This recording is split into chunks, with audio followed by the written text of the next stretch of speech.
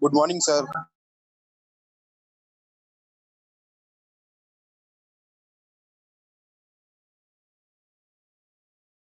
Good morning,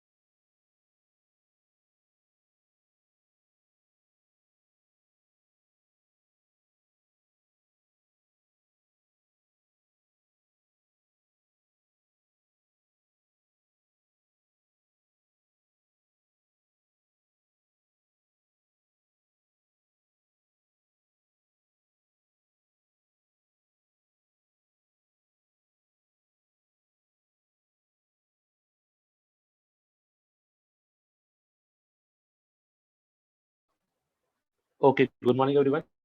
करते हैं session को। नाउ कल हम लोगों ने बेसिकली रेक्टेंगुलर हाइपरबोला की जो स्टैंडर्ड प्रॉपर्टीज थे वो भी for the form x y equal to C square इसको डिस्कस कर लिया था। नाउ इसमें कैसा है ना कि अपने पास सभी स्पेशल केस नहीं है, लाइक इक्वेशन ऑफ टैंजेंट के तीनों फॉर्म, इक्वेशन ऑफ नॉर्मल, ये सब कुछ नहीं है। इसमें बहुत ही लिमिटेड फॉर्म्स हैं जो हमको डिस्कस करने हैं basically. Out of that the first form is equation of chord, equation of chord joining points P, T1 and Q, T2।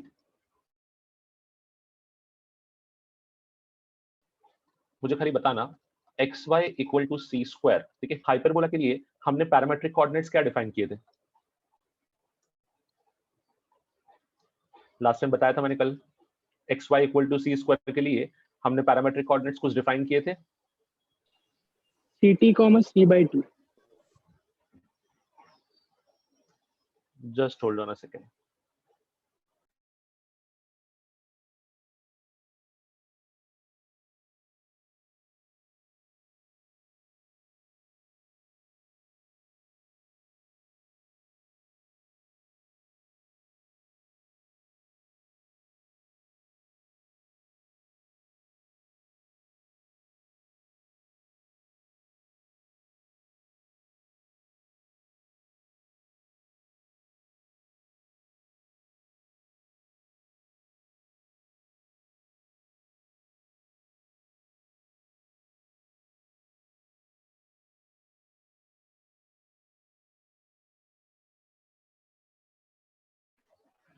Okay, हाँ अब बोलो।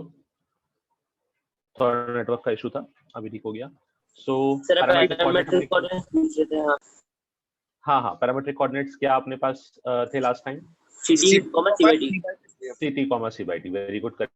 पैरामेट्रिक कोऑर्डिनेट्स थे इस केस में ct comma c by t. अगर मैं पॉइंट P की बात करूंगा तो ऑब्वियसली पैरामीटर T1 लिया है, तो पॉइंट P का कोऑर्डिनेट हो जाएगा ct1 comma c by T1 and point Q का जो कोऑर्डिनेट है वो हो जाएगा अपने पास ct2 comma c by T2।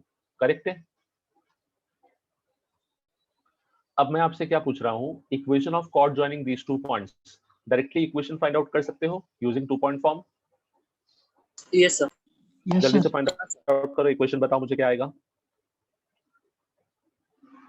उस इक्वेशन का कहीं ना कहीं हाइपरबोला पैराबोला से कुछ सिमिलरिटी है, तो जल्दी से फाइंड आउट करो using two point form. Simplified form में मुझे इक्वेशन बताओ कि फाइनल इक्वेशन क्या आ रहा है।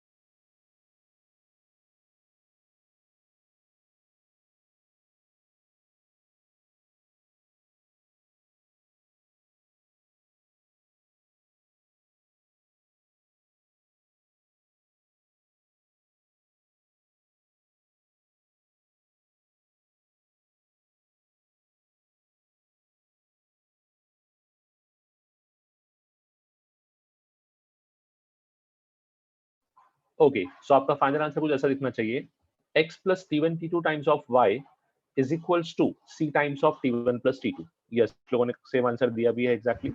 सर एक So- मिनट तो ऊपर जाइए ना प्लीज। श्योर,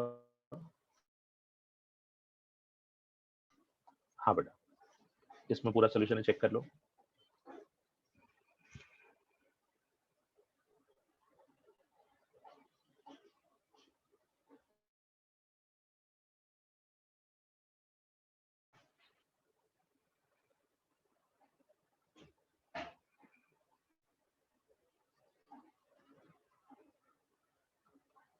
ओके, सबको क्लियर है ये पार्ट, इक्वेशन वाला? हाँ टू पॉइंट फॉर्म यूज किया है, सिंप्लीफिकेशन किया है, finally I got the answer. मैं आपको क्यों बोल रहा था ऐसा कि ये पैराबोला से सिमिलर दिखेगा, उसका रीजन था, पैराबोला में हमने एक केस किया, यहाँ पे 2 पॉइंट P और Q पे अगर आप टैंजेंट बनाते हो तो उसका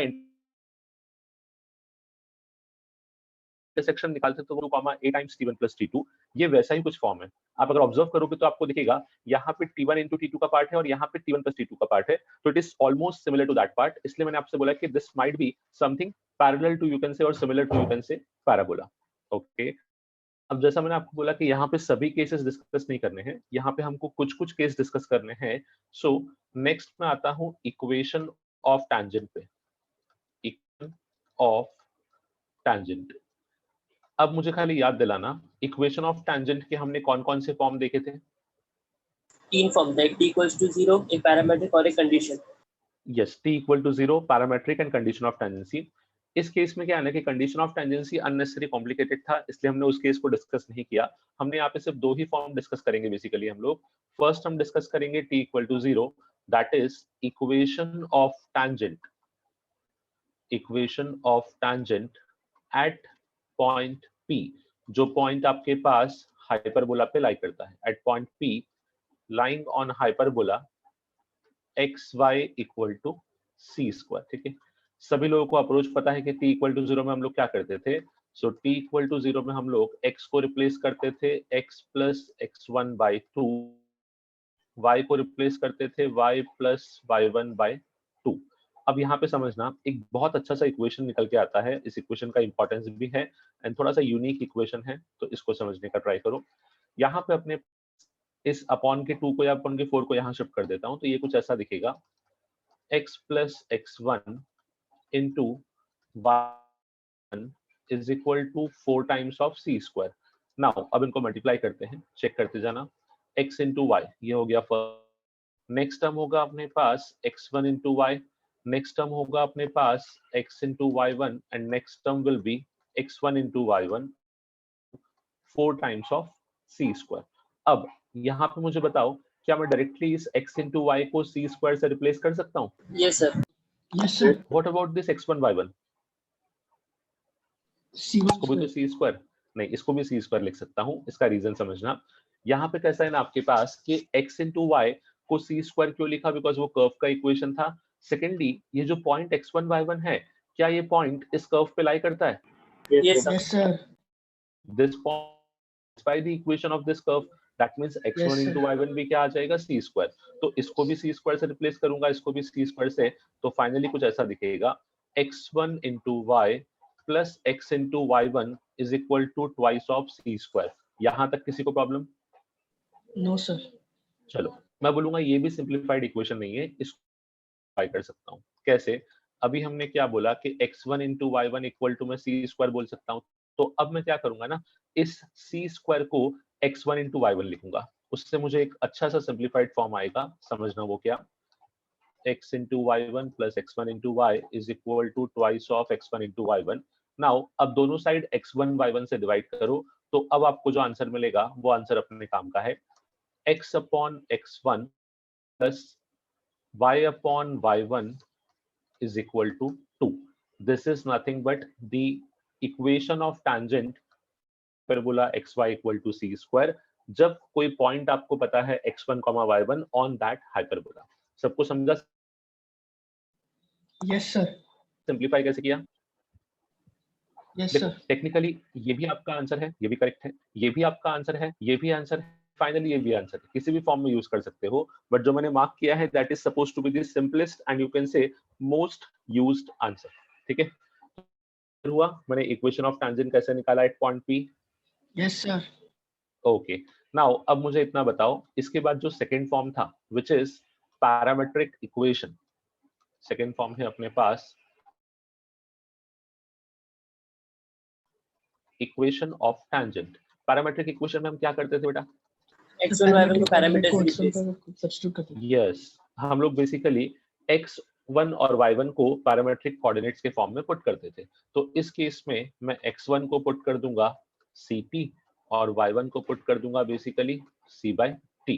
सो यहाँ पे कुछ ऐसा दिखेगा x upon c times of t plus y upon c/t is equal to, मैं खाली इसको सिंप्लीफाई कर लेता हूँ। जब मैं इसको सिंप्लीफाई करूंगा तो ये मुझे फाइनली इक्वेशन कुछ ऐसा दिखेगा x upon t plus y into t is equal to 2c। सिर्फ अरेंज किया है मैंने, कोई भी इसमें फॉर्मूला या कोई भी कंडीशन यूज नहीं किया, सिर्फ c को मैंने यहाँ शिफ्ट कर दिया और इस t को ऊपर ले लिया। तो x upon t plus y times of t is equal to 2c। This will be parametric equation of tangent, that's it for the second case, और you can say rectangular hyperbola. ठीक है, अब इसी में मैंने आपको बोला था कि थर्ड केस हम नहीं पढ़ेंगे,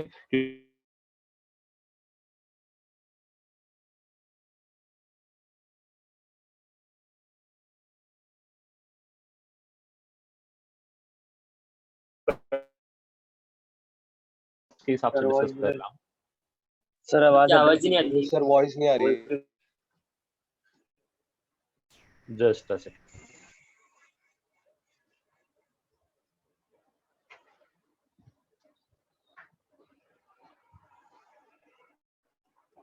ओके, अभी कंफर्म करना मुझे, अभी वॉइस क्लियर है? हाँ सर। हाँ सर। ओके, चलो नाउ कि टेंजेंट का जो थर्ड इक्वेशन होता है उस थर्ड इक्वेशन को मैं डिस्कस नहीं करूंगा बिकॉज थर्ड इक्वेशन इस केस के लिए उतना इंपॉर्टेंट नहीं है। यस बेटा। सर एक बार सेकंड वाला रिपीट कर दीजिए ना। हाँ, सेकंड केस में मैंने क्या किया, सेकंड केस में मैंने सिर्फ x1 और y1 जो अपन ने फर्स्ट केस सॉल्व किया था, मैंने उसमें x1 y1 को खाली पुट किया ct and c/t because parametric equation निकाल रहा था। एंड पैरामेट्रिक इक्वेशन निकालने का बहुत सिंपल कॉन्सेप्ट है कि जो आपने first form t equal to 0 से इक्वेशन निकाला है, उसी इक्वेशन के अंदर x1 y1 की जगह पैरामेट्रिक कोऑर्डिनेट पुट कर दो। तो मैंने वही किया, मैंने पैरामेट्रिक कोऑर्डिनेट पुट किया and I got the equation as x upon t plus yt is equal to c। यहाँ पे कोई सिंप्लीफिकेशन नहीं था, एज इट इज चलेगा अपने पास। Okay, next case was equation of normal. ठीक है, डायरेक्टली मैं इक्वेशन ऑफ नॉर्मल पर डिस्कस कर रहा हूँ। जैसा कि अब तक हम लोगों ने किया है कि इक्वेशन ऑफ नॉर्मल के भी मल्टीपल केसेस किए थे। फर्स्ट अपने पास टेंजेंट डिराइव किया था, सेकंड अपने पास हम लोगों ने डिराइव किया था पैरामेट्रिक, एंड थर्ड अपने पास जो कंडीशन ऑफ नॉर्मलसी वाला केस था। यहाँ पे नॉर्मल के लिए सिर्फ हम एक ही केस डिराइव करते हैं, दैट इज पैरामेट्रिक। ठीक है, यहाँ पे सिर्फ मैं पैरामेट्रिक केस डिफाइन करता हूँ और पैरामेट्रिक का मैं आपको सीधे इक्वेशन दिख रहा हूँ which is x times of t cube minus y times of t is equal to c times of t4 minus 1। मुझे खाली याद दिलाना कि पैरामेट्रिक इक्वेशन ऑफ नॉर्मल को निकालने का प्रोसेस क्या था, हमने प्रोसेस डिस्कस किया था।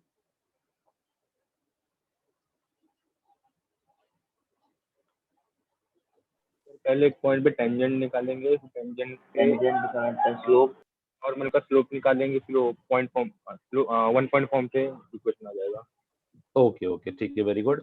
देखो नॉर्मल के केस में हम लोग क्या करते थे ना, नॉर्मल का फर्स्ट फॉर्म था विच इज किसी भी एक पॉइंट ऑन द कर्व उसके ऊपर नॉर्मल निकालना।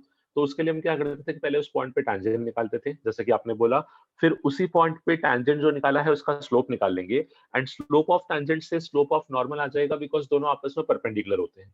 तो स्लोप ऑफ नॉर्मल आ गया, पॉइंट ऑलरेडी पता था, स्लोप पॉइंट फॉर्म से उसका इक्वेशन निकालते थे। और जब उस इक्वेशन में आप पैरामेट्रिक कोऑर्डिनेट पुट कर दोगे तो वो क्या बन जाएगा, parametric equation of normal. This is the same equation, चाहो तो डिराइव कर लो, कोई फर्क नहीं पड़ेगा। मैं कुछ पार्ट्स को जो इंपॉर्टेंट नहीं है उनको स्किप इसलिए कर रहा हूँ ना, कि ऐसा नहीं है कि हम कंप्लीटली उनको स्किप कर रहे हैं। इफ यू वांट डिराइव कर सकते हो बिकॉज आपको डेरिवेशन पता है, वो डेरिवेशन हमने 3 जगह अप्लाई किया है, तो आपको उसका अंडरस्टैंडिंग प्रॉपर्ली है कि उसको हमको सॉल्व कैसे करना है। लाइक जो मैंने थर्ड फॉर्म स्किप किया, रीजन खाली ये था ना कि थर्ड फॉर्म में जो आंसर आ रहा है वो आंसर मतलब थोड़ा सा अजीब सा ही आंसर है और उसको आज तक कभी हमने यूज किया ही नहीं है बेसिकली। आप चाहो तो थर्ड फॉर्म में ड्राइव कर सकते हो, xy equal to y equal to mx plus c line को लेके यू नो द डेरिवेशन कि आपको क्वाड्रेटिक इक्वेशन निकालना है एंड डेल्टा को फाइनली आपको जीरो करना है। तो कहीं ना कहीं सर आपको आपकी आंसर आवाज पार्ट अटक थोड़ा सा नेटवर्क का इशू होगा बेटा, हो जाएगा, डोंट वरी। हाँ, सो कहीं ना कहीं उस पार्ट को हमने इसीलिए स्किप किया बस क्योंकि वो यस जो पार्ट डायरेक्टली क्वेश्चन में यूज आएंगे उसको मैं यहाँ पे लिख रहा हूँ, इनको हमको सीधे क्वेश्चंस में यूज करना रहेगा। नाउ नेक्स्ट अपने पास टैंजेंट हो गया, अपने पास नॉर्मल हो गया। अब नेक्स्ट था अपने पास कॉर्ड। अगेन कॉर्ड में दो केसेस थे। कॉर्ड में अपने पास दो केस कौन कौन से थे मुझे बताओ? कॉर्ड ऑफ कांटेक्ट और mid point. Contact and mid point. Yes, chord of contact and mid point chord basically. Again दोनों केस को डिस्कस करना इंपॉर्टेंट नहीं है, उसका रीजन ये है कि दोनों का आपको इक्वेशन पता है, मैं यहाँ पे सॉल्व नहीं करूंगा, मुझे खाली इतना याद दिला दो। कॉर्ड ऑफ कॉन्टैक्ट का इक्वेशन क्या था? t equal to 0। t equal to 0। Yes, तो ये आपका कॉर्ड ऑफ कॉन्टैक्ट था। अप्लाई कैसे करना है वो आप लोगों को सिखा चुका हूँ। And mid point chord that is t is equal to s1, ये आपका मिड पॉइंट कॉर्ड का इक्वेशन था, ये अपने पास t इक्वल टू s1। ठीक है, सो जो अपना xy equal to c square है उसमें हमको डिटेल में ज्यादा, बट जो हमने बेसिक प्रॉपर्टीज पढ़े थे उनको समझना है, प्लस जो अपने पास इक्वेशन ऑफ टैंजेंट का पार्ट इंपॉर्टेंट था उसको हमने डिराइव कर लिया जो डायरेक्टली क्वेश्चंस पे आता है। सो इतना ही पार्ट हमको सिर्फ xy equal to c square इस हाइपरबोला के रिलेटेड पढ़ना है, बाकी रेस्ट जो पार्ट है वो अपना नॉर्मल हाइपरबोला का चलता है।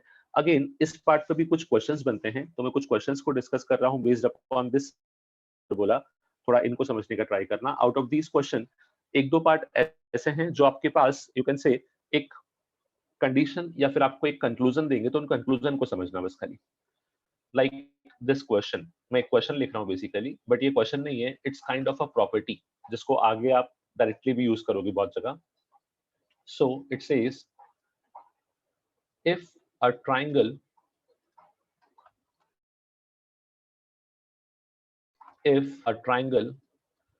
is inscribed, if a triangle is inscribed in a rectangular hyperbola, if a triangle is inscribed in a rectangular hyperbola, then prove that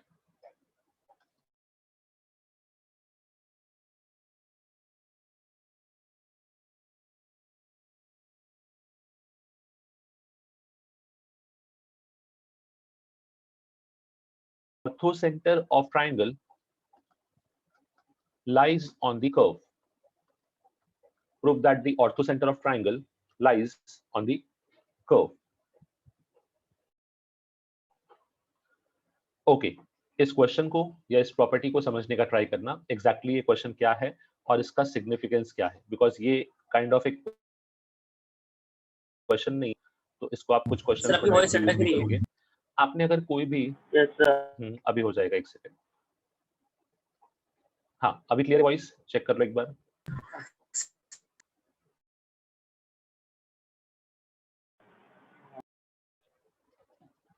okay, थोड़ा सा नेटवर्क का इशू ज्यादा है आज, don't worry, we will give more focus to solving questions जहां पे voice का इतना यूज नहीं लगेगा।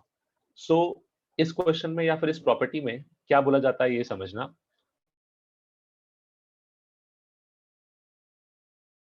अगर आप ट्रायंगुलर हाइपरबोला पे 3 पॉइंट अज्यूम, तो उन 3 पॉइंट से जो ट्रायंगल बनेगा उस ट्रायंगल का ऑर्थो सेंटर जो है वो हमेशा इस रेक्टेंगुलर हाइपरबोला पे ही आएगा।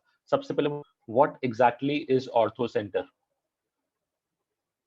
सर वो पॉइंट जहाँ पे सारे एल्टीट्यूड आके मिलते हो।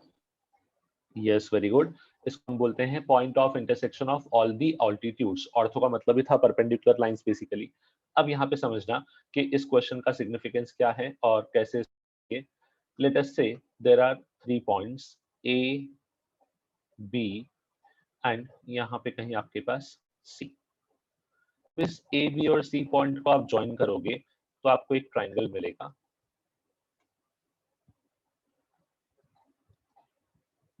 इस ए बी सी पॉइंट को आप ऐसे ज्वाइन करते हो तो आपको एक ट्राइंगल मिलेगा। नाउ एज पर दी कंडीशन इस ट्राइंगल का जो भी ऑर्थो सेंटर होगा वो कहीं ना कहीं अपने पास इस कर्व का ये कंडीशन हमेशा ट्रू होती है और ये हमको प्रूव करना है, ठीक है। अब यहाँ पे आपका एक क्वेश्चन होगा कि सर आपने एबीसी 3 पॉइंट जो आपको अज्यूम करना थे, आपने 2 पॉइंट एक साइड पे लिया, एक इधर लिया, ऐसा क्यों? तीनों एक साइड भी हो सकते हैं ना, यस और no? Yes sir.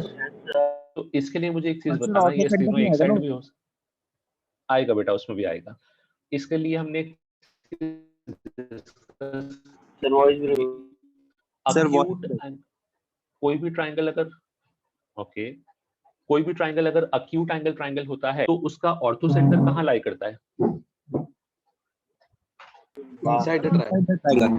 Inside the yes, triangle. और बट अगर कोई ट्राइंगल अगर ऑब्ट्यूस एंगल होता है तो उसका ऑर्थो सेंटर कहाँ पे लाई करता है? आउटसाइड। Outside the triangle. मुझे एक चीज बताना, जो मैंने अभी केस बनाया है, कैन आई से it's a case of acute angle triangle? Yes sir. Yes sir. और अगर मैं तीनों पॉइंट को सेम साइड पे ले लूं, ठीक है, तो क्या बोलूं, ऑब्ट्यूस एंगल बन जाएगा। हाँ सर। हाँ सर। और ऑब्ट्यूस का हमेशा बाहर आता है तो वो इस वाले कर्व पे आ जाएगा बेसिकली, ठीक है। यस तो सर। ऐसा नहीं है कि कंडीशन सेटिस्फाई नहीं होगी, कंडीशन तब भी सेटिस्फाई होगी बिकॉज इट्स कंडीशन। नाउ ये तो हुआ कि क्वेश्चन क्या था, अब आते हैं इसको प्रूफ कैसे करना है। तो मुझे खाली इतना बताओ, अगर आपके पास एक ट्राइंगल है और उस ट्राइंगल के आपको तीनों वर्टाइसेस पता है, तो आप उस ट्राइंगल का ऑर्थो सेंटर कैसे निकालोगे? मुझे खाली अप्रोच बताओ। सर एक फॉर्मूला था ना, मिड पॉइंट बनाएंगे सर मीडियन पे निकलेगा ना वो तो। सर, मीडियन पे जाएंगे फिर नहीं नहीं नहीं बेटा, यहाँ पे एक मिस्टेक हो रही है। मीडियन कोई रिलेशन नहीं है, मीडियन से तो आपको कुछ और प्रॉपर्टी मिलती थी। क्या मिलती थी? Sir perpendicular bisector. Perpendicular bisector से भी कोई रिलेशन नहीं है। आप सब चीजें मिक्स कर रहे हो। यस, मीडियन से जो है वो आपको सेंट्रॉइड मिलता था, ठीक है, मीडियन से आपको सेंट्रॉइड मिलता था। परपेंडिकुलर बाइसेक्टर से आपको सरकम सेंटर मिलता था, यहाँ पे सरकम सेंटर था। और अल्टीट्यूड, जो हाइट हम बोलते हैं, उस अल्टीट्यूड से हमको ऑर्थो सेंटर मिलता है, ठीक है। तो इन सब का इस ऑर्थो सेंटर से कोई रिलेशन नहीं है। आपको डायरेक्टली सोच समझ बताना है मुझे। देखो अप्रोच बहुत आसान है, अप्रोच टफ नहीं है। आपको सिर्फ कमेंट करना है प्रॉपर्ली कि इसका अप्रोच आप कैसे यूज करोगे। मैं आपको क्या बोल रहा हूँ कि आपके तीनों पॉइंट्स आपको पता है, you know the coordinates of A, B as well as C. तो अब मुझे खाली अप्रोच बताओ कि एच का पॉइंट कैसे है। सर दो एल्टीट्यूड का इक्वेशन निकाल लेंगे और उसको फिर वेरी साइमल्टेनियसली गुड, सॉल्व करेंगे। करेक्ट है। सबसे पहले जो पॉइंट बोला वो बिल्कुल करेक्ट बोला कि सर दो अल्टीट्यूड का इक्वेशन निकालो और सॉल्व कर दो, क्योंकि आप ही तो बोल रहे हो कि अल्टीट्यूड का इंटरसेक्शन है। सो करेक्ट है। बट अब मुझे बताओ कि अल्टीट्यूड का इक्वेशन कैसे निकालेंगे? सर ए पॉइंट दिया रहेगा और द पॉइंट से हम लोग को एक लाइन समझो बीसी का इक्वेशन निकालिए, ए पॉइंट है तो उसको पुट करके परपेंडिकुलर उसका लाइन ये Yes, इक्वेशन निकाल सकते very हैं good. और फिर से आ जाएगा। करेक्ट करेक्ट, प्रॉपर अप्रोच है। देखो यही अप्रोच को ध्यान रखना बस, खाली एग्जाम में भी आप इस अप्रोच को। ऑर्थो सेंटर के का क्या होता है ना कि अल्टीट्यूड का आपको इक्वेशन चाहिए। अब मुझे बताओ टेक्निकली अल्टीट्यूड का मतलब क्या था, जिसको आप हाइट भी बोलते थे। तो इस वर्टेक्स से बनना चाहिए और इस लाइन के परपेंडिकुलर होना चाहिए। क्या बोलूं, यही आपका अल्टीट्यूड होता है बेसिकली, कि line Yes, passing sir. Through vertex and perpendicular to opposite side. मुझे बताओ, आपके पास अगर मैंने तीनों वर्टेक्स दिए हैं तो आप बीसी का स्लोप निकाल सकते हो। यस सर, फिर और हाँ, सर। बीसी के स्लोप से आपको इस एडी का स्लोप मिल Yes, जाएगा। sir. नाउ Yes, जैसे sir. एडी का स्लोप मिला, यू हैव पॉइंट ए, तो क्या आप इस इक्वेशन निकाल सकते हो? हाँ सर। Yes, sir. ओके, सो आप डिराइव करो। आप मुझे दो अल्टीट्यूड्स के इक्वेशन बताओ, एक तो एडी और एक बीई, इन दोनों के इक्वेशन बताओ। फिर हम इसको देखते हैं कि आगे का अप्रोच क्या होगा बेसिकली, ठीक है। आपके पास, हाँ पॉइंट में बताता हूँ। ए पॉइंट को क्या अज्यूम करोगे, तो 3 पॉइंट है ऑन द रेक्टेंगुलर हाइपरबोला। तो ए पॉइंट को अज्यूम कर लेना CT1, C/T1, बेसिकली पैरामीट्रिक में अज्यूम कर रहा हूँ। बी पॉइंट को अज्यूम कर लेना CT2, C/T2 and C point को अज्यूम कर लेना CT3, C/T3। जल्दी से AD और BE का इक्वेशन निकालो। पहले खाली AD का इक्वेशन निकालो, मुझे बताओ, बिकॉज AD का इक्वेशन आप निकाल लोगे तो उसी इक्वेशन के आंसर के बेसिस पे हम डायरेक्टली BE का इक्वेशन का आंसर लिख देंगे। तो आप AD का इक्वेशन निकालो properly and let me know the final equation of AD, क्योंकि वहां से हमको कंक्लूजन्स मिलेंगे। सॉल्व करो और मुझे बताओ AD का इक्वेशन क्या आ रहा है।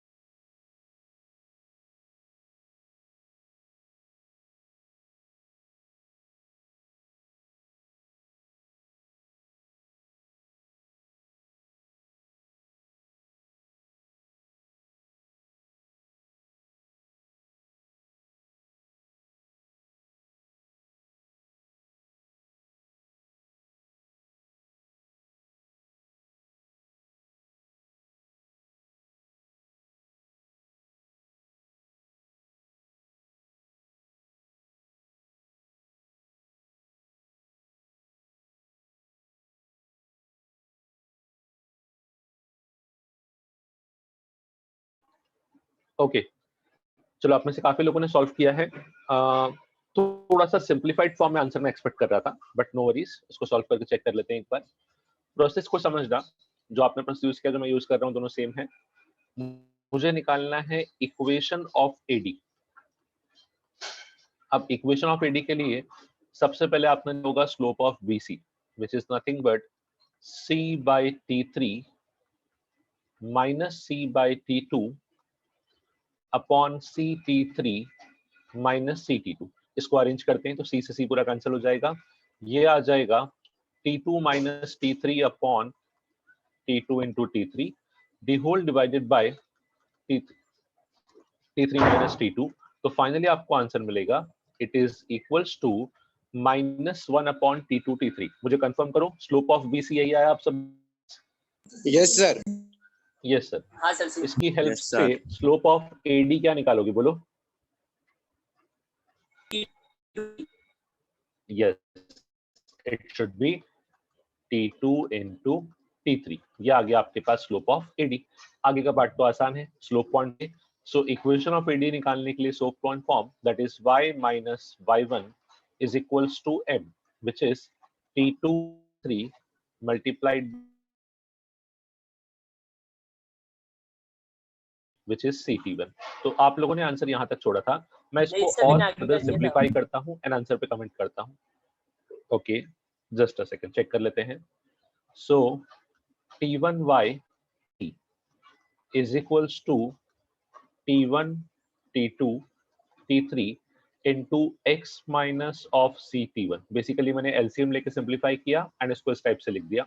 अब इसको और थोड़ा सा अरेंज करते हैं, देखना T1 into y minus of C is equals to T1 T2 into T3 times of x minus C times of T1 square T2 into T3। अब मैं जो इसका आंसर है उसको इस फॉर्म में लिख रहा हूँ, समझोगे या फिर यही रहने दो चलेगा, कोई इशू नहीं है। देखो ये हो गया आपके पास इक्वेशन ऑफ AD। नाउ अब थोड़ा सा इस लाइन में पैटर्न ढूंढने का ट्राई करो, बिकॉज अगर आपको पैटर्न दिख गया तो उसी पैटर्न की हेल्प से आप क्या है ना बाकी इक्वेशंस को डायरेक्टली लिख सकते हो। हमको बाकी दो इक्वेशन नहीं है, हमको एक ही इक्वेशन लिखना है, ठीक है। तो अब यहाँ पे अगर इसी में पैटर्न देखूं और मैं डायरेक्टली इक्वेशन ऑफ BE लिखूं तो समझना मैं इक्वेशन पे कैसे कमेंट कर रहा हूं एंड आपको ये चीज समझी कि नहीं कंफर्म करना। T2y minus C is equal to T1 into T2 into T3 into x minus C times of T1 into T2 square into T3। क्या आप सब लोगों को समझा कि मैंने Yes, sir, BE समझा, का इक्वेशन समझा। कैसे लिखा? Yes, now this is important because उसको पूरा डिराइव करोगे तो मतलब का नहीं है, तो हम लोग क्या करेंगे इसी फॉर्म में इसको लिख लेंगे। अब टेक्निकली इक्वेशन 1 और इक्वेशन 2 दोनों का जो इंटरसेक्शन है ऑर्थो सेंटर, तो इन दोनों को साइमल्टेनियसली सॉल्व कर लेते हैं। आपको क्लियरली दिख रहा होगा कि साइमल्टेनियस सॉल्व करने के लिए हम क्या कर सकते हैं, डायरेक्टली दोनों को सबट्रैक्ट। जैसे ही दोनों को सबट्रैक्ट करूंगा तो मुझे बताओ क्या मिलेगा मुझे? C से C पूरा कैंसिल हो जाएगा T1 और x का टर्म भी। यस, तो लेफ्ट हैंड साइड पे मिलेगा y times of T1 minus T2। What about the right hand side? Sir minus of T1 T2। Yes, तो बेसिकली यहाँ पे आपका नेगेटिव का पॉजिटिव हो जाएगा, तो इसको मैं ऐसा लिख देता हूँ C times of T1 into T2 square into T3 minus C times of T1 square into T2 into T3। मुझे बताओ RHS में इन दोनों में से कॉमन क्या आएगा? C T1 T2 T3। C T1 T2 T3, ठीक है। तो बचेगा क्या? T2 T1 T2 minus T1। T2 minus T1 T2 minus T1 और यहाँ पे लिखा है T1 माइनस T2, तो क्या मैं डायरेक्टली लिख दूं कि y कोऑर्डिनेट आना चाहिए C times of T1 T2 into T3 with क्योंकि T1 माइनस T2 और T2 माइनस T1 आपस में कैंसिल आउट हो जाएंगे। सबको समझा? Sir equation of B Yes. कैसे लिखा? बेटा इक्वेशन ऑफ बी के लिए मैंने क्या किया ना, देखो जब AD लेके स्टार्ट किया था तो A के जो वर्टेक्स थे वो T1 और T1 का यहाँ पे इम्पैक्ट हुआ था। जब BE ले B का वर्टेक्स जो है वो T2 है, तो खाली T1 की जगह मैंने T2 से रिप्लेस किया, बाकी सभी पार्ट को एज इट इज जाने दिया। बाकी सब पार्ट में मैंने कोई चेंजेस नहीं किए, सिर्फ मैंने T1 को T2 से रिप्लेस किया। Yes sir clear. ठीक है, ओके। चलो अब यहाँ पे सबको समझा मैंने वाई कोऑर्डिनेट पे कैसे कमेंट किया, which is minus of C t1 t2 t3। Now अब ये वाई कोऑर्डिनेट को किसी भी एक इक्वेशन में पुट करो to get the equation of X coordinate. तो एक काम करता हूँ, इस वाई को इस सेकंड इक्वेशन में पुट करता हूँ। खाली चेक करना मैं यहाँ पे क्या लिख रहा हूँ।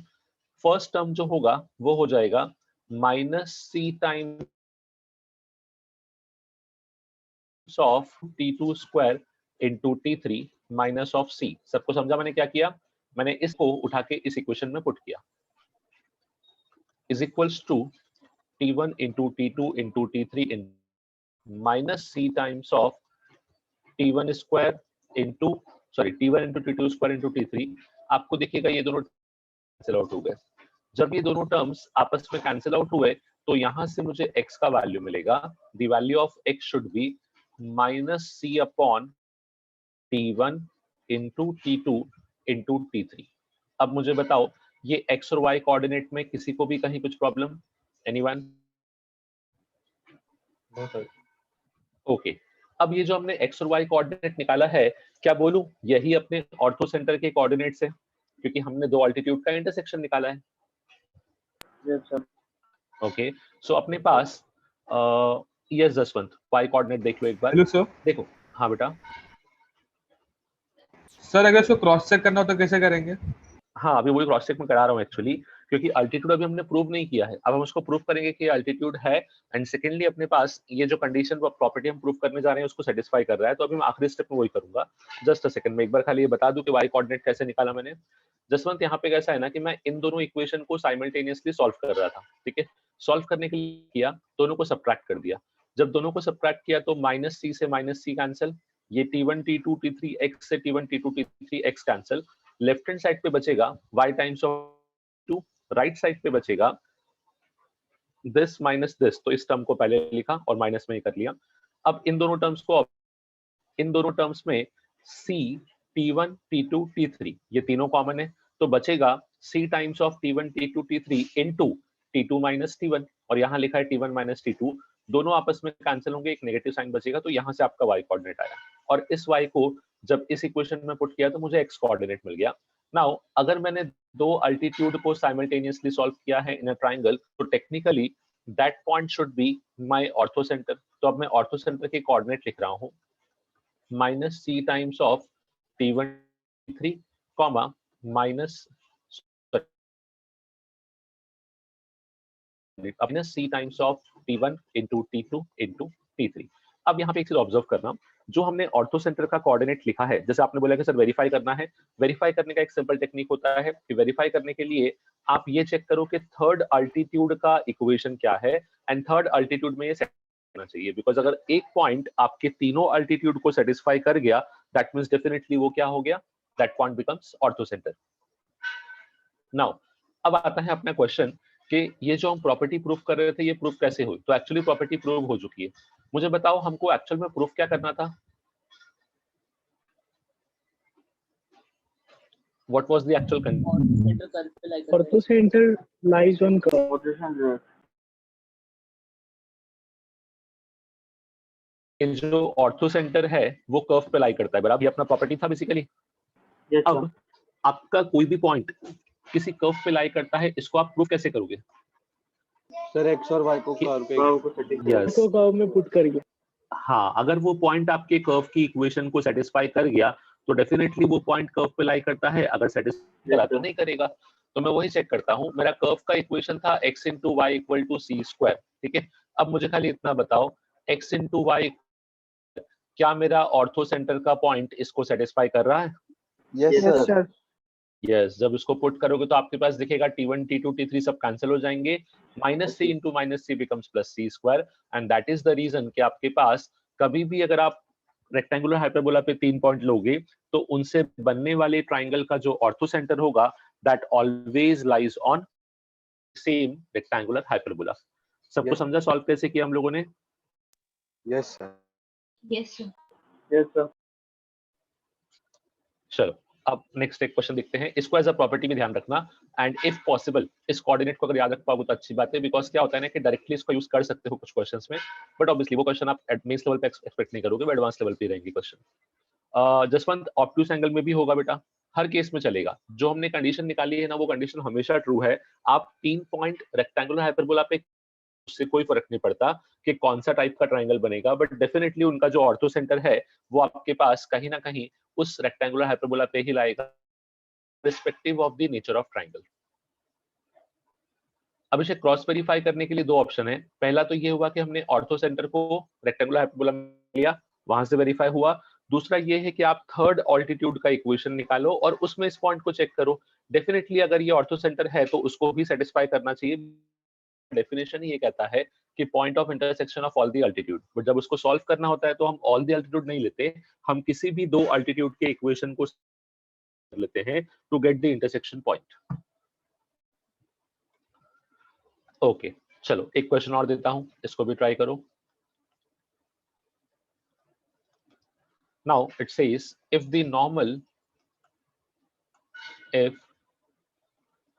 normal to the rectangular hyperbola,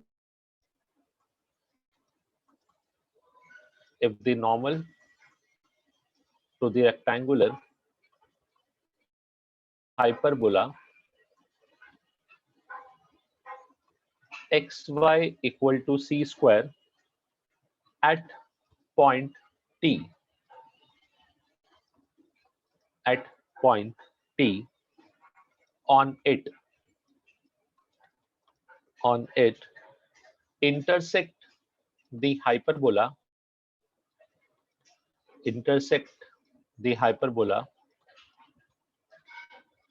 again at t1, then find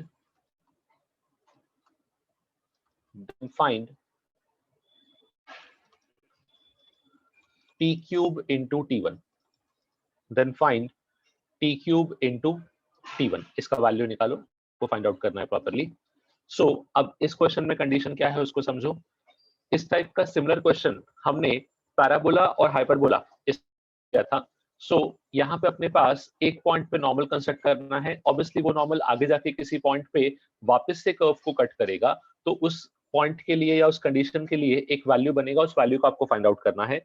इस क्वेश्चन को सॉल्व करने के लिए आपको इक्वेशन ऑफ नॉर्मल यूज करना पड़ सकता है, पैरामेट्रिक, जो मैंने ऊपर लिखाया था। एक बार ट्राई करो फिर इसको डिस्कस करते हैं। क्वेश्चन आसान है, सिंपल सा नॉर्मल का नेक्स्ट पॉइंट को पुट करोगे अपने आप कंडीशन बन जाएगा, बट एक बार कैलकुलेशन का पार्ट आप लोग सॉल्व करो फिर डिस्कस करते हैं।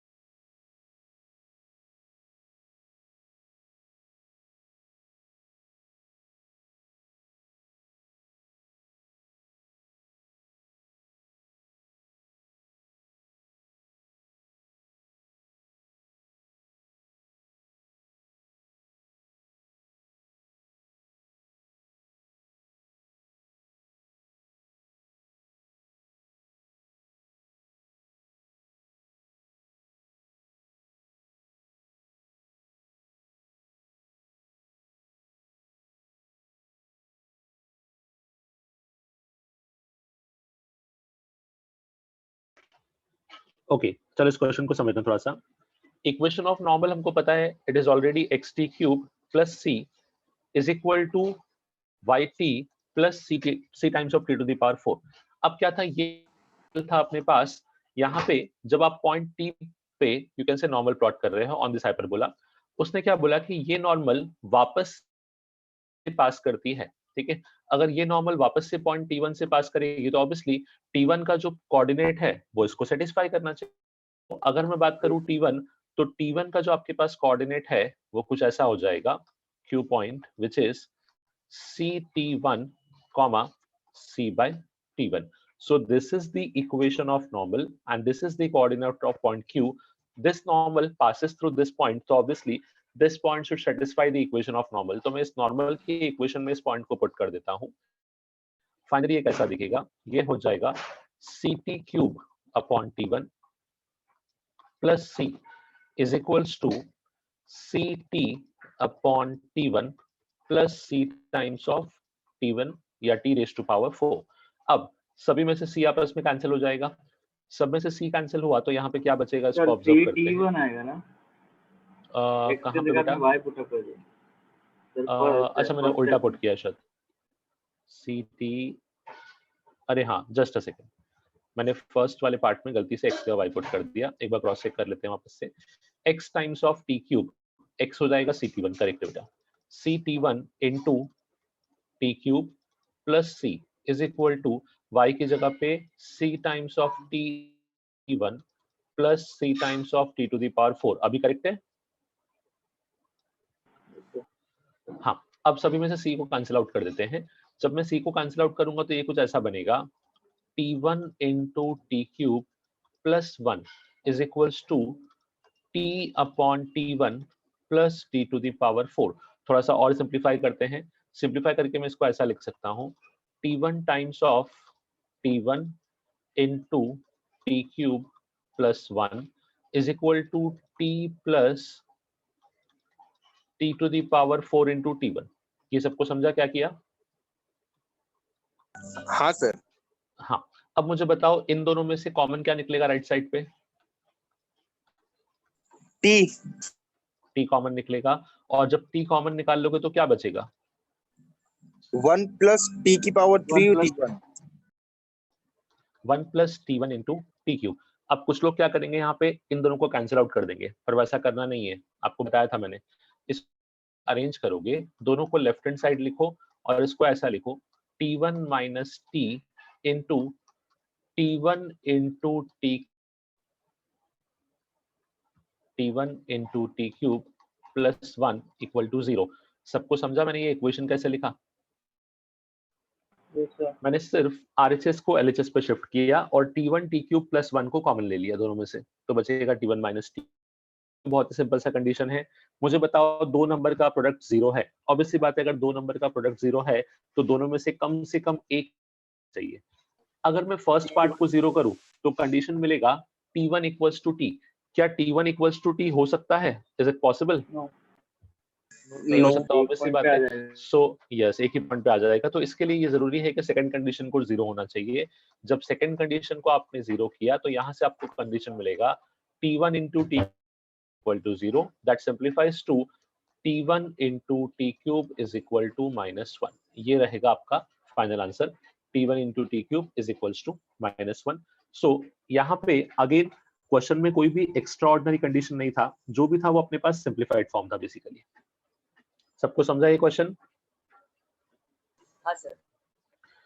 ओके, तो नाउ ये वो अपना एक्स्ट्रा पार्ट था रेक्टेंगुलर हाइपरबोला जो आपको डिस्कस करना था। अब मैं वापस से आ रहा हूँ, जो अपना हाइपरबोला नॉर्मल हाइपरबोला था उसका प्रॉपर्टीज का या यू कैन से इंपॉर्टेंट प्रॉपर्टीज का पार्ट पेंडिंग है, तो उसको भी क्लोज कर लेते हैं। So now coming back two important properties जो हमने पैराबोला और एलिप्स दोनों के केस में एंड में डिस्कस किया था, यहाँ पे भी हैं, उनको भी डिस्कस कर लेते हैं पॉइंट बाय पॉइंट। अब समझना, फर्स्ट पॉइंट आपका डेफिनेशन ही चलता, difference of focal distance, difference of focal distance is always constant, is always constant. जैसे आपने एलिप्स के डेफिनेशन में क्या बोला था, PS plus PS dash equal to 2a, वही डेफिनेशन यहाँ पे चलता है, सिर्फ डिफरेंस के साथ चलेगा, इसलिए मॉड्यूलस लगाऊंगा। PS minus PS dash is equal to 2a। इसको ध्यान रखो, यहाँ भी मेजर एक्सिस का इंपॉर्टेंस है, इस पर भी क्वेश्चन बनते हैं काफी ज्यादा, कि अपने पास कुछ कुछ केस में डिस्टेंस का सम कांस्टेंट आता है, कुछ केस में दो डिस्टेंस का डिफरेंस कांस्टेंट आता है। तो जब दो डिस्टेंस का डिफरेंस हमेशा कांस्टेंट आ रहा है, तो वो जो आपके पास स्लोप है वो डेफिनेटली हाइपरबोला है, और जो कांस्टेंट डिस्टेंस था वो कहीं ना कहीं उसका ट्रांसवर्स बताता है, that is nothing but equal to 2a। अगर आप कंपेयर करोगे तो आपको दिखेगा कि एलिप्स में भी सेम पार्ट था। एलिप्स में PS plus PS dash equal to 2a था, यहाँ पे आपके पास डिफरेंस जो है वो कहीं ना कहीं 2a बन गया है। यस, तो यहाँ पे डिफरेंस ऑफ फोकल डिस्टेंस जो है that will always remain constant, और वो डिफरेंस आपके पास क्या आएगा, बेसिकली 2a। इससे आपको ये मिलता है कि अगर आपको कहीं पे डिफरेंस का पार्ट दे रखा है तो आप उससे निकाल सकते हो एंड फाइंड, उसके बाद रिमेनिंग कंडीशन को यूज करके you can find out the value of BE as per the requirement. तो ये आपका फर्स्ट प्रॉपर्टी है। Now moving to the second one. Second is locus of feet of perpendicular, locus of feet of perpendicular drawn from focus of the hyperbola, drawn from focus of the hyperbola x square by a square minus y square by b square is equal to 1 upon any tangent, upon any tangent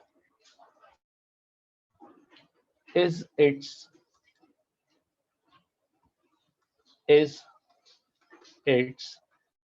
auxiliary circle and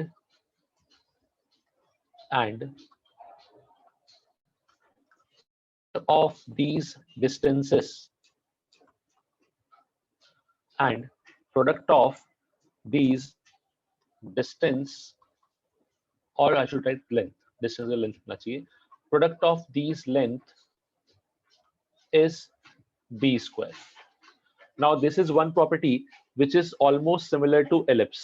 ठीक है, अब यहाँ पे क्या है समझना, आपके पास आपने किसी भी हाइपरबोला पे उसके किसी एक टैंजेंट पे दोनों फोकस से परपेंडिकुलर बनाए। ठीक है, तो यहाँ पे मैं एक रफली आपको कंस्ट्रक्ट करके दिखाता हूँ, थोड़ा समझने का ट्राई करना इस केस को।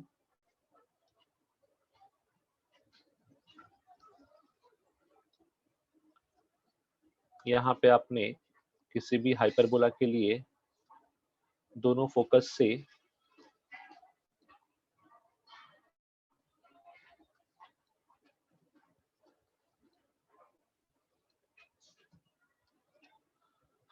अब यहाँ पे सपोज करो एक हाइपरबोला है जिसका एक टैंजेंट आप क्रिएट कर रहे हो। बेसिकली अगर आपने उसका एक टैंजेंट बनाया, let's say something like this,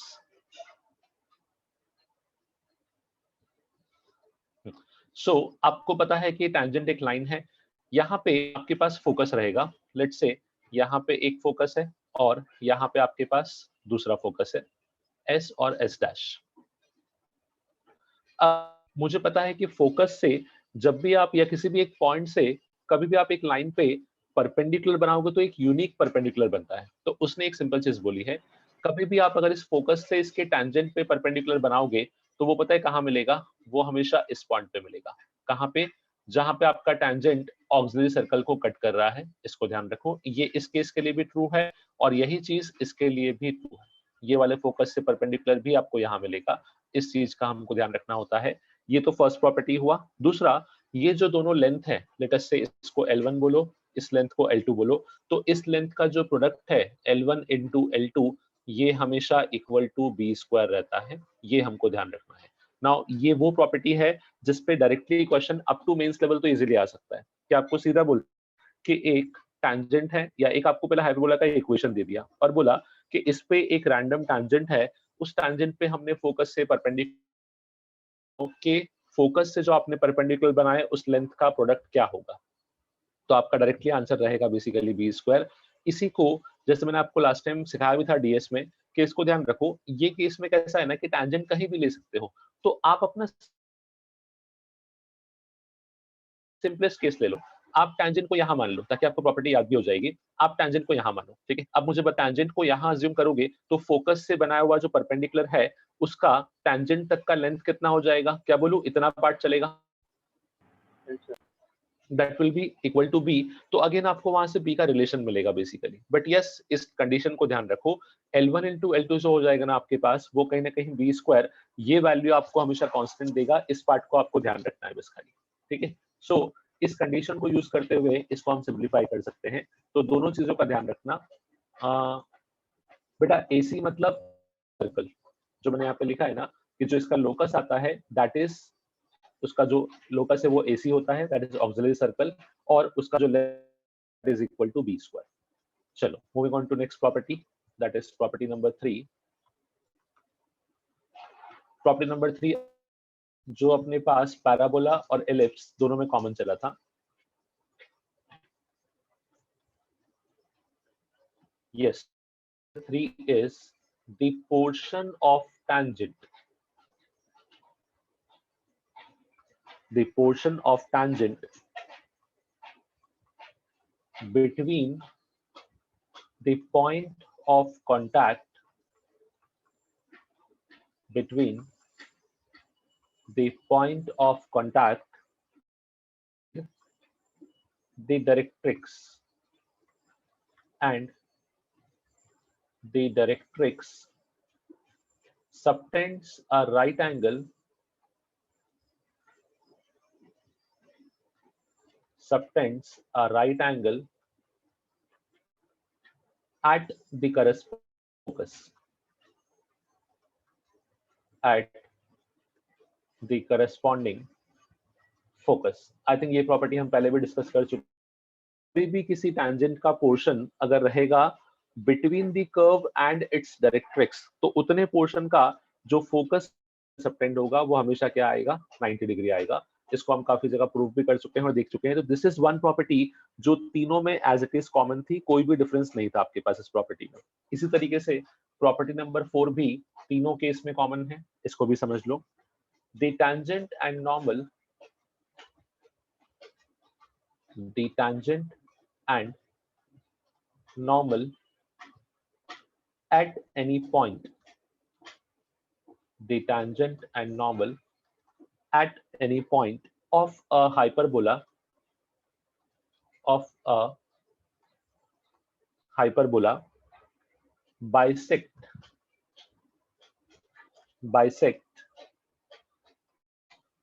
the angle between, bisect the angle between its focal radii, bisect the angle between its focal radii। Again ये वही प्रॉपर्टी है कि अगर आपने एक ही पॉइंट पे टैंजेंट बना दिया तो उस पॉइंट से फोकस को ज्वाइन करने पे जो दो फोकल रेडियाई बन रहे थे उन दोनों का angle bisector will be these two, tangent and normal. Tangent उसको एंगल को इंटरनली बाइसेक्ट करेगा, नॉर्मल उसको एक्सटर्नली बाइसेक्ट करेगा एंड वाइस वर्सा, कुछ भी हो सकता है। But yes, these two will be आपके पास एंगल बाइसेक्टर। अगेन इस प्रॉपर्टी को भी हम चेक कर चुके हैं इन ellipse as well as parabola, दोनों जगह इसको डिस्कस था। Now moving to property number 5. Property number 5 is the foci of the hyperbola, the foci of the hyperbola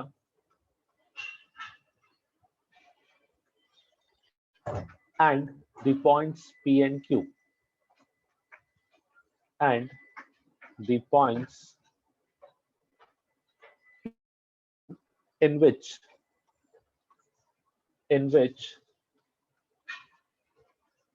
any tangent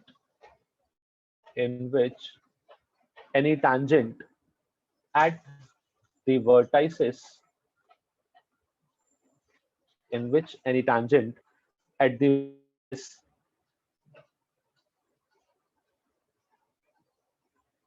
okay, in which any tangent at the vertices नहीं meets the vertices होगा, meets the tangent at the vertices, meets the tangent at the vertices are concyclic.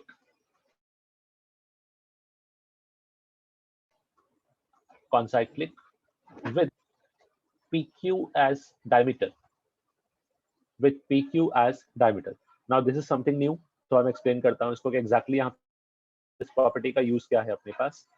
Suppose करो आपके पास एक hyperbola है. अब हमने इस hyperbola के ऊपर एक टैंजेंट प्लॉट किया.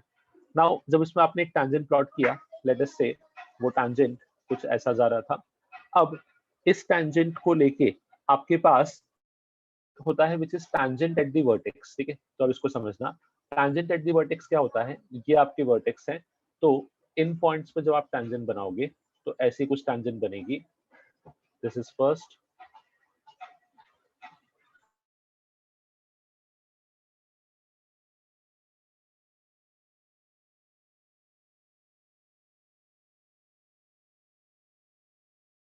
पास P और Q, points P and Q in which any tangent meets the tangent at the vertex. Any tangent meets the tangent at the vertex. Next अपने पास PQ, तो ये दोनों पॉइंट हो गए. अब बाकी दोनों फोकस को लेना है. सो यहाँ पे एक को S बोल दो, यहाँ पे एक को S डैश बोल दो. अब आपको यहाँ पे 4 पॉइंट दिख रहे होंगे, P, Q, S and S dash. ठीक है, तो प्रॉपर्टी ये बोलती है कि इन चारों पॉइंट्स को हमेशा आप बोलोगे कॉन्साइक्लिक. ये चारों पॉइंट एक सर्कल हैं. अब इसको बनाना तो थोड़ा सा टिपिकल है, स्टिल आई विल ट्राई. ये चारों पॉइंट हमेशा आपके पास एक सर्कल पे लाई करेंगे, इलिप्स बन जाए. Just a second. हाँ, ये चारों पॉइंट आपके पास इस तरीके से हमेशा एक सर्कल पे लाई करते हैं. और इस सर्कल के लिए भी कंडीशन है कि इस सर्कल का जो डायमीटर है वो डायमीटर बेसिकली PQ होगा. तो इस कंडीशन को ध्यान रखना. ये कंडीशन कब आएगा आपके पास, जब भी किसी क्वेश्चन में टैंजेंट वर्टेक्स का डिस्कशन हुआ है. इस लाइन को ध्यान रखो. ये जो दो लाइंस हैं, दिस एंड दिस, इन दोनों को हम बोलेंगे टैंजेंट एट द वर्टेक्स. तो कभी भी अगर आपका नॉर्मल कोई टैंजेंट किसी टैंजेंट एट द वर्टेक्स को इंटरसेक्ट करता है at point P and Q, तो वो दोनों पॉइंट P and Q साथ में हाइपरबोला के फोकस, ये चारों पॉइंट हमेशा कॉन्साइक्लिक होते हैं. सो किसी भी क्वेश्चन में अगर कॉन्साइक्लिक पॉइंट्स की बात की है या फिर टैंजेंट एट द वर्टेक्स की बात की है, तो इन दोनों को लेके दिस प्रॉपर्टी इज इंपॉर्टेंट. फिर आपको क्लिक करना चाहिए कि यस, एक प्रॉपर्टी था जिसमें हमने इन दोनों को डिस्कस किया था. नाउ नेक्स्ट प्रॉपर्टी पे आते हैं, which is property number. If from any point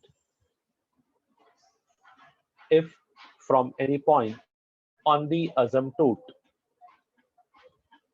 if from any point on the asymptote a straight line be drawn,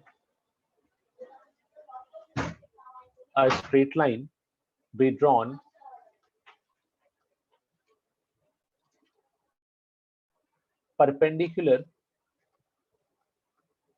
to the transverse axis, perpendicular transverse axis, then the product of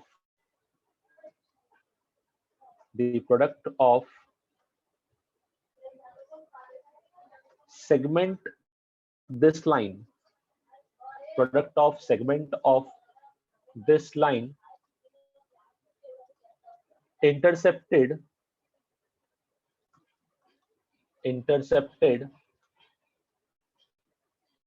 between the point and curve, between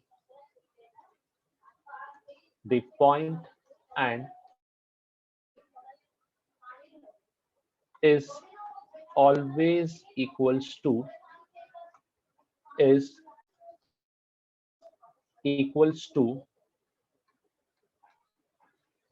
square of is always equals to square of semi-conjugate axis.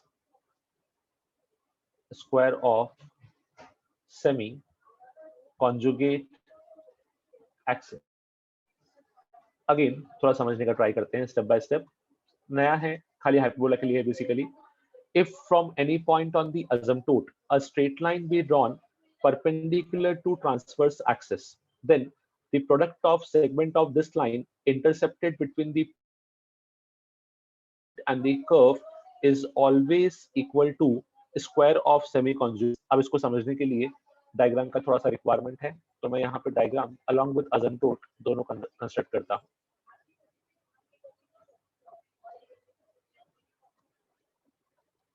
Now अब इस case में अपने पास उसने ऐसा बोला है कि अजम्प्टोट पे कोई भी एक पॉइंट लेके आपको परपेंडिकुलर बनाना है. इसमें भी एक पार्ट समझना, रैंडमली कोई भी पॉइंट नहीं चलेगा. वो पॉइंट जो है वो वर्टाइसेस के बाद ही आना चाहिए, बिकॉज तभी इस प्रॉपर्टी का सिग्निफिकेंस है, अदरवाइज सिग्निफिकेंस नहीं है. क्यों, उसका रीजन समझना. कंडीशन में क्या बोला था कि अजम्प्टोट से ट्रांसवर्स एक्सिस पे परपेंडिकुलर बनाओ. ठीक है, अब यहाँ मैंने एक्सिस बनाई है and these are the asymptotes. सबको क्लियर है asymptotes से बेसिकली? हाँ सर. अब asymptote से अगर आपको ट्रांसवर्स एक्सिस पे परपेंडिकुलर बनाना है तो आप यहाँ से भी कंस्ट्रक्ट कर सकते हो, बट जब यहाँ से कंस्ट्रक्ट करोगे ना तो ये प्रॉपर्टी कोई काम की नहीं है, बिकॉज उसने क्या बोला, प्रोडक्ट ऑफ आपके पास segment of line intercepted between the point and the curve. हमको वो पार्ट को ऑब्जर्व करना है जो आपके पास पॉइंट और कर्व दोनों के बीच में इंटरसेप्ट हुआ है. तो टेक्निक ये पार्ट तभी आएगा जब आपका अजम्प्टोट पे पॉइंट इस वर्टेक्स के बाद में लोगे या फिर इस वर्टेक्स के पहले लोगे. सो लेट अस से अगर मैं इसको ऑब्जर्व करूं तो इस केस में सपोज करो यहाँ पे मैंने अजम्प्टोट पे एक पॉइंट पी लिया और यहाँ से मैंने एक एक्सिस पे या ट्रांसवर्स एक्सिस पे परपेंडिकुलर ड्रॉप किया. अब ये परपेंडिकुलर ने क्या किया, मेरे हाइपरबोला को दो पॉइंट पे कट किया. लेट से फर्स्ट पॉइंट Q है एंड सेकंड पॉइंट के पास R है. अब इस प्रॉपर्टी को समझना, product of segment of this line intercepted between the point and the curve. The point and the curve का मतलब ये हुआ कि PQ और PR. सबको क्लियर हुआ? जो पॉइंट था उसका कर्व पे दो बार इंटरसेक्शन हुआ है, तो ये जो PQ है ये एक लेंथ है और जो PR है ये दूसरा लेंथ है. तो PQ into PR का जो प्रोडक्ट है that is always constant and that is equal to square of semi-conjugate axis. Technically that is equal to B square. अगर मैं ये वाला हो तो so this is the meaning of this property. सबको समझा मैंने कैसे जस्टिफाई किया? Yes sir. ये चेक करना है, बहुत ही आसान सा. आपको अजम्प्टोट का इक्वेशन निकालना आता है. अजम्प्टोट पे रैंडमली कोई भी एक पॉइंट और डिस्टेंस निकालो परपेंडिकुलर ड्रॉप करके, आपको हो जाएगा. But yes again this is one of the property जो कहीं ना कहीं लेंथ पर डिपेंड करती है. एंड सर आपकी आवाज नहीं आ रही. yes, अब आएगी. हाँ, ये प्रॉपर्टी है जो अपने पास लेंथ पर डिपेंड करती है. और लेंथ का केस कैसा है कि इसको आप कहीं भी उठा सर वापस नहीं आ रही. के लेके जाओ होगा. इसको सिस्टम को कैसे भी रोटेट कर दो, कैसे भी घुमा दो, आपका जो भी आपका कंडीशन है that is PQ into PR वो हमेशा क्या रहेगा, B square. That is product of segment of this length intercepted between the point and the curve. ये हमेशा कांस्टेंट चलेगा, तो हमको इस कंडीशन को डायरेक्टली यूज करना है हमेशा. Okay, now this was suppose moving to the next one, property. Hello sir. Yes बेटा. सर आपकी आवाज बहुत अटक रही है. सर एक और बार बताओ ना. ओके बता देता हूँ. हाँ देखो, इस क्वेश्चन में या इस प्रॉपर्टी में क्या था, सिंपल सा, अजम्प्टोट के ऊपर कोई भी एक पॉइंट अज्यूम करो. ठीक है, तो मैंने रैंडमली एक पॉइंट अज्यूम किया P. उस पॉइंट से ट्रांसवर्स एक्सिस पे परपेंडिकुलर ड्रॉ करो. एक परपेंडिकुलर ड्रॉ कर दिया. अब जब आपने परपेंडिकुलर बनाया तो वो परपेंडिकुलर कर्व को दो पॉइंट पे कट करेगा. Late them B Q and R. अब लेंथ मिल रहे हैं, वो भी कौन से लेंथ, वो लेंथ जो पॉइंट और कर्व के साथ हैं. तो पॉइंट था P, कर्व है Q, तो PQ एंड PR ये जो दो लेंथ हैं, इन लेंथ का जो प्रोडक्ट है वो हमेशा B स्क्वायर रहेगा. ये इस प्रॉपर्टी का एक बोलूंगा शॉर्ट में सिंप्लीफिकेशन है बस खाली. ठीक है, यस सर. ओके चलो next one, property number 7. Perpendicular from the foci, perpendicular from the foci on either asymptote perpendicular from the foci on either asymptote meet in the same point in the same points as the corresponding directrix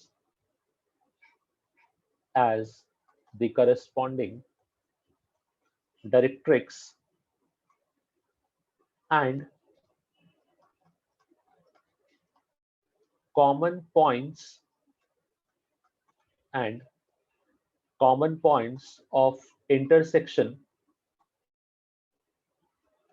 common points of intersection lie on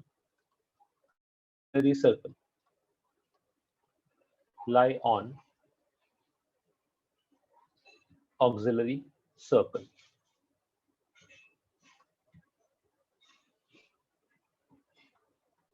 हाँ, again इसको समझना.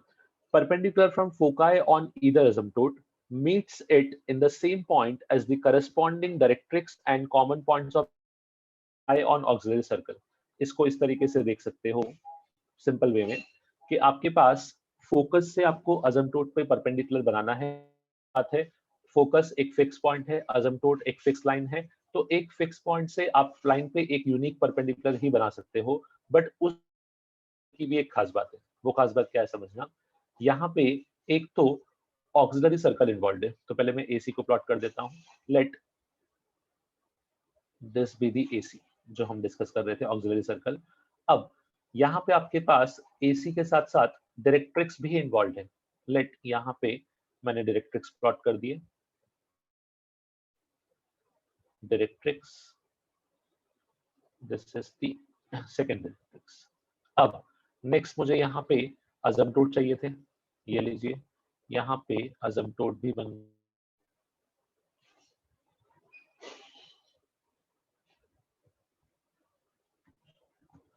अच्छा, थोड़ा सा यहाँ पे directrix को करना पड़ेगा. ये डायरेक्ट्रिक्स इतना दूर नहीं रहेगा, थोड़ा सा पास में रहेगा, अदरवाइज डायग्राम को जस्टिफाई करने में प्रॉब्लम आएगा. कुछ ऐसा डायरेक्ट्रिक्स है एंड यहाँ पे सेम. अब हम बनाएंगे यहाँ पे असिम्प्टोट. असिम्प्टोट जो है वो कहीं ना कहीं इस तरीके से पॉइंट से पास होगा. जिस पॉइंट पे डायरेक्ट्रिक्स मिला है उस पॉइंट से ही पास होता है. वही प्रॉपर्टी है एक्चुअली. इसको, इस प्रॉपर्टी का एक सिग्निफिकेंस और भी है, देख लो. हाँ, ये इस तरीके से पास होगा. अब यहाँ पे ऑब्जर्व करना की खास बात क्या क्या है. सबसे पहले आपके पास ऑक्सिलरी सर्कल और डायरेक्ट्रिक्स का इंटरसेक्शन पॉइंट देखा, तो वो ये था. ठीक है. और इसी पॉइंट से आपके असिम्प्टोट भी पास कर रहे हैं. सेकेंडली यहाँ पे कहीं फोकस है, यहाँ पे एस फोकस है, यहाँ पे एस डैश फोकस है. नाउ यू नो कि अगर आप फोकस से परपेंडिकुलर ड्रॉप करोगे असिम्प्टोट के ऊपर तो वो एक यूनिक पॉइंट आना चाहिए. एंड कोइंसिडेंटली वो यूनिक पॉइंट भी आपके पास. ठीक है. तो ये इस प्रॉपर्टी का मीनिंग था. अब इसको समझो properly. Perpendicular from focus on either asymptote, ठीक है, किसी पे भी प्लॉट कर सकते हो, यहाँ पे भी, यहाँ पे भी, meets it in the same corresponding directrix and common point of intersection lie on auxiliary circle. Basically आपके पास डायरेक्ट्रिक्स और असिम्प्टोट इन दोनों का जो इंटरसेक्शन है वहीं पे परपेंडिकुलर आता है और यही परपेंडिकुलर ऑक्सिलरी सर्कल पे भी लाई करता है. तो इस पॉइंट का इंपॉर्टेंस काफी ज्यादा हो गया. इस पॉइंट के रिस्पेक्ट में क्या कहना, ये पॉइंट एसी पे लाई करता है. This is one thing. Secondly ये पॉइंट डायरेक्ट्रिक्स पे लाई करता है. थर्ड, ये पॉइंट असिम्प्टोट पे है और यही पॉइंट से फोकस का परपेंडिकुलर भी आता है असिम्प्टोट पे. तो इन पॉइंट्स को ध्यान रखो, कभी कभी इन पॉइंट्स के रिस्पेक्ट में क्वेश्चन आ जाते हैं. ठीक है. अब ये जो प्रॉपर्टी है, ये प्रॉपर्टी डायरेक्टली क्वेश्चन के फॉर्म में नहीं आएगी, बट किसी क्वेश्चन में इस प्रॉपर्टी का यूज आ सकता है. तो ये अपने को ध्यान रखना है. बेसिकली सबको समझा कौन से पॉइंट्स की बात चल रही है. These are the special points जिनके हम लोग बात कर रहे हैं. तो ये पॉइंट है, यस, चार जगह लाई करेंगे. Directrix, auxiliary circle, asymptote and perpendicular from focus, चारों के लिए सेम पॉइंट है अपने पास, तो इस पॉइंट को ध्यान रखना। Now moving to the last property. Last property थोड़ा सा एक क्वेश्चन के फॉर्म में ही इसी को सॉल्व भी करेंगे, बिकॉज अब तक जो प्रॉपर्टी पढ़े वो मोरलेस थ्योरेटिकल थे, डायरेक्टली उसको सिंप्लीफाई कर सकते थे, बट लास्ट एक थोड़ा सा मैथड से फॉर्मूला बेस्ड प्रॉपर्टी आएगा, सो उसको एक बार डिस्कस कर लेते हैं। So the 8th one is if the angle between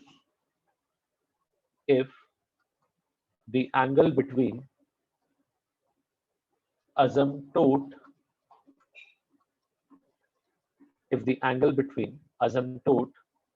of a hyperbola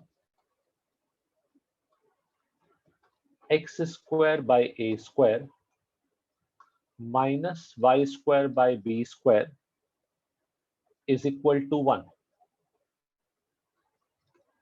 theta is 2 theta, then eccentricity of this hyperbola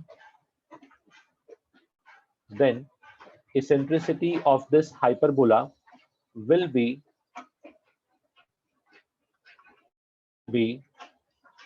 sec theta। अब प्रॉपर्टी इंपॉर्टेंट भी है, ऑब्वियसली हम इसको प्रूफ भी करेंगे। सो क्वेश्चन में उसने क्या बोला है कि एक आपके पास हाइपरबोला है, इसके अजम्पटूट्स के बीच का एंगल आपको दे रखा है, that is equal to 2 theta. तो आपको बताना है या प्रूफ करना है कि ये जो हाइपरबोला है इसका इसेंट्रिसिटी इक्वल टू होगा आपके पास सेक थीटा। मुझे बताओ कैसे स्टार्ट करोगे, क्या डायग्राम बना के दिखाऊं आपको? डायग्रामेटिकली ये कुछ ऐसा दिखेगा। यहाँ पे आपके पास इस तरीके से कुछ अजम्पटूट आपने प्लान कर लिया,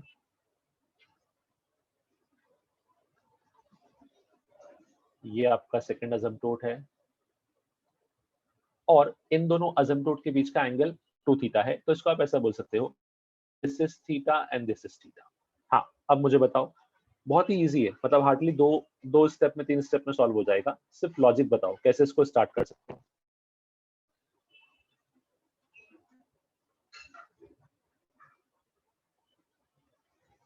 बोलो।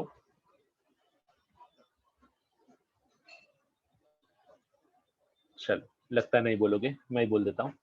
हाँ, मुझे बताओ इस हाइपरबोला से असिम्प्टोट का इक्वेशन, सॉरी बेटा वापस से बोलो एक बार।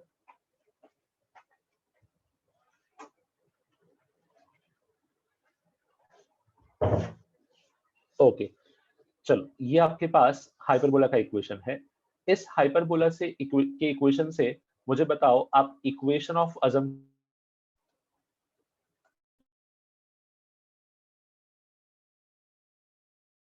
ये हमने, अगर मुझे इस इक्वेशन को इक्वेशन ऑफ असिम्प्टोट में कन्वर्ट करना है तो मुझे क्या करना रहेगा बताओ? कांस्टेंट 0। यस, जो 1 है, यस कांस्टेंट को 0 कर दोगे तो ये आ जाएगा X square by A square minus square is equal to 0। अब यहाँ पे दो इक्वेशन ऑफ असिम्प्टोट आए हैं, x upon a minus of y upon b equal to 0, and second है x upon a plus y upon b is equal to 0। Let them be, मैंने first वाले को नंबर दिया 1 एंड सेकेंड वाले को number दिया 2। मुझे बताओ ये जो असिम्प्टोट है इसका 1 है या 2 है? 1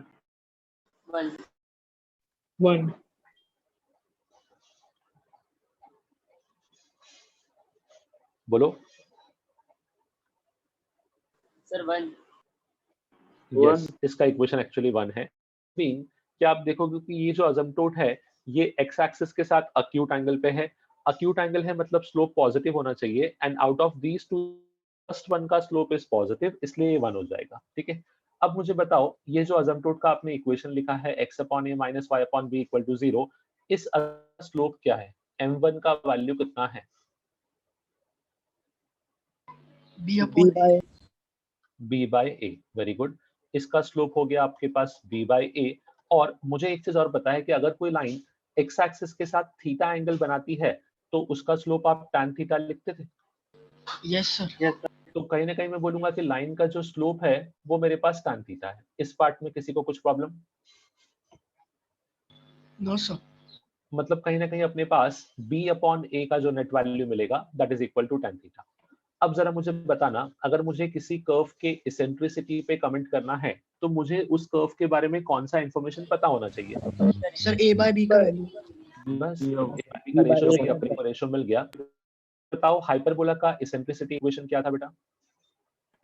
b square equal to a square ठीक है, सो क्या मैं यहाँ से लिखूं b square upon a square is nothing but equal to tan square theta is equal to e square minus 1 and yes sir. tan square theta plus 1 is equal to e square. Now what is tan square theta plus 1? sec square theta. e square is equal to sec square theta, मतलब e is equal to आपके पास हो गया sec theta Sec जो हमें theta। Prove करना था। Yes, तो इसको ध्यान रखो, ये क्वेश्चन काफी टाइम आ भी चुका है, ठीक है, तो इसको ध्यान रखना कि कभी भी आपको अगर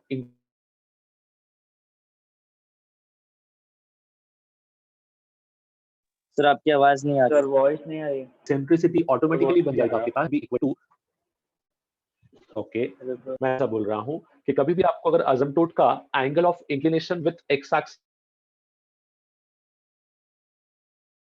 सर आवाज नहीं आ रही। आवाज नहीं आ रही। No voice.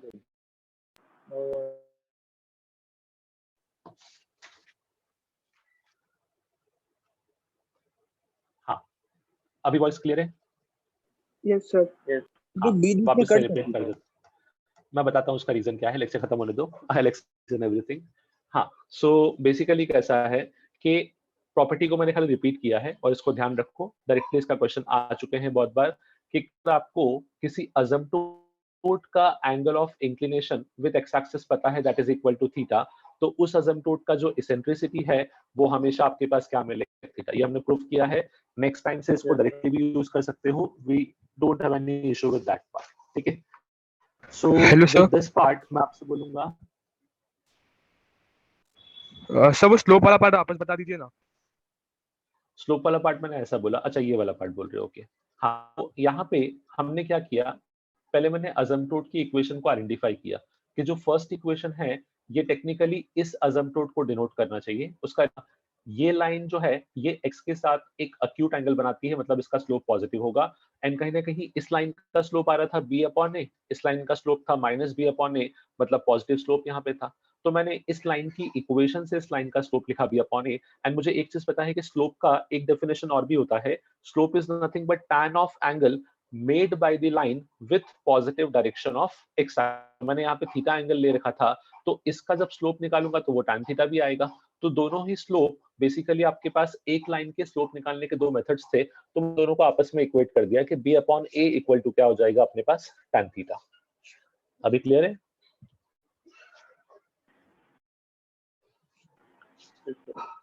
हाँ, एक हमने स्लोप निकाला उसके इक्वेशन से और एक हमने स्लोप पे कमेंट किया depending upon the value of theta basically.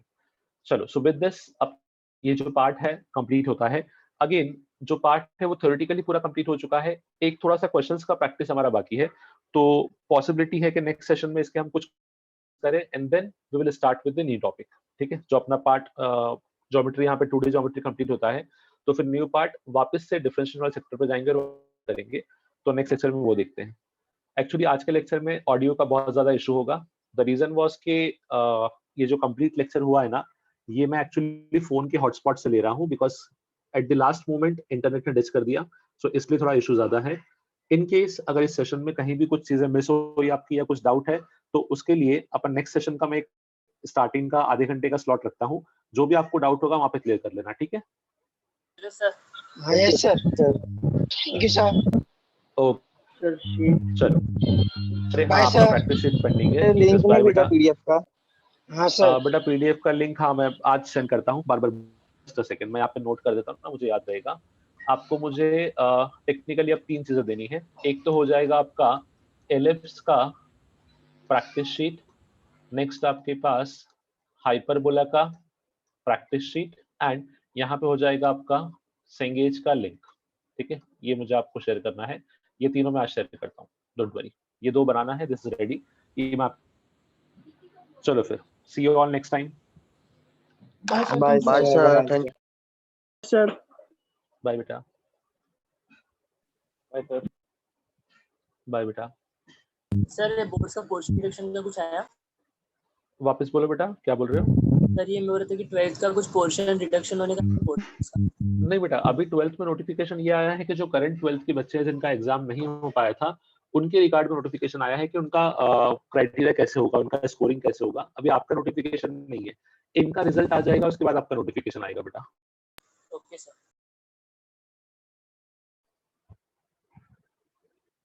But don't worry, अपना जेई का जो पोर्शन रहेगा उसमें मोर और लेस चेंजेस नहीं होंगे, तो हम उसके अकॉर्डिंग ही पढ़ेंगे।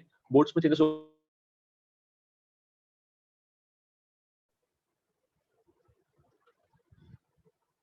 सर फिर से वॉइस गई। अच्छा फिर से गई। हाँ, मैं क्वेश्चन बता देता हूँ। सिद्धेश ने जो क्वेश्चन पूछा था बोर्ड को रिलेटेड, मैंने उसका आंसर किया है बेसिकली कि बोर्ड ने अभी कल एक नोटिफिकेशन इशू किया है, बट वो नोटिफिकेशन आप लोगों के लिए नहीं है। That notification is only for the students जिनका 12th का इस बार का एग्जाम कैंसिल हुआ है, उनके लिए है। इनका जब रिजल्ट बन जाएगा उसके बाद आपके लिए नोटिफिकेशन आएगा, तो टिल देन थोड़ा वेट करो। और आपका जेई का जो सिलेबस है मोर और लेस उसमें कोई चेंजेस नहीं होगा, तो हमको ये पार्ट पूरा पढ़ना ही है। बोर्ड के सिलेबस के चेंजेस हम एंड में अप्लाई कर लेंगे, जो भी होगा उसके अकॉर्डिंग उसको एडजस्ट कर लेंगे, ठीक है? Okay Okay, sir. ओके बेटा, Bye sir, thank you sir. Bye बेटा। Bye sir.